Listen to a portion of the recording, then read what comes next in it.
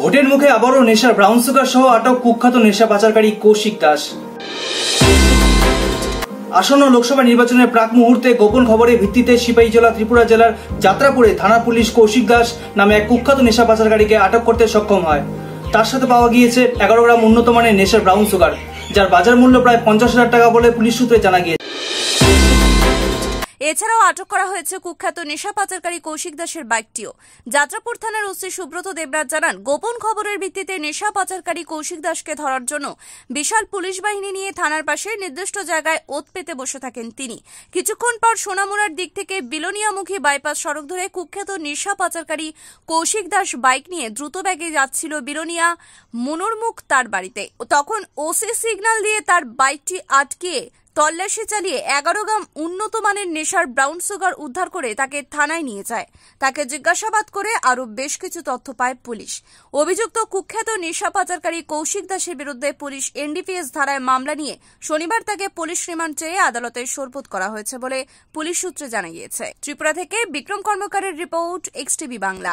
ছিল একটা সাবানের কেস, তো ওটার মধ্যে আমরা ব্রাউন সুগার পেয়েছি। তো ছেলেটা জিজ্ঞেস করে নাম জানতে পারলাম, সে কৌশিক দাস, ওর বাড়ি বিলোনিয়ার মনোরমুখ। তো অ্যাকর্ডিংলি আমরা যেহেতু ব্রাউন সুগার একটা এনডিপিএস আইটেম, আমরা তাকে অ্যারেস্ট করি।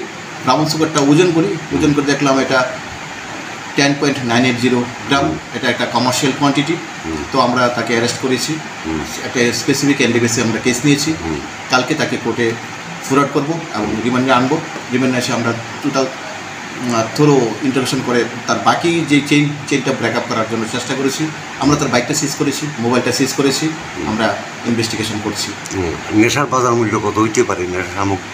এটা 10.980 গ্রাম, এটা ভেরি করে, তো আনুমানিক এটা 45 থেকে 50,000 টাকা, বেশি হতে পারে, এটা এরকম।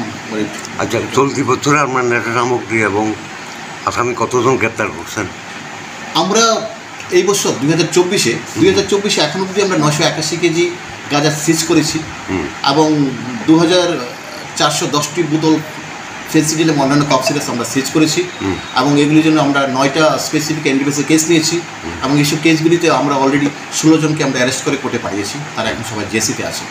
আমরা স্ট্রংলি এনডিপিএসের আইটেমে আমরা করছি, কন্টিনিউ তা করছি। আমরা অভিযান আরও চলবো, অভিযান অবশ্যই চলবো। প্রায় আমরা 6 লক্ষর মতো আমরা টি প্ল্যান্টেশন, গাঁজা প্ল্যান্টেশন আমরা ডিস্ট্রয় করেছি। এটা অন্যান্য বার সূচেতে আবার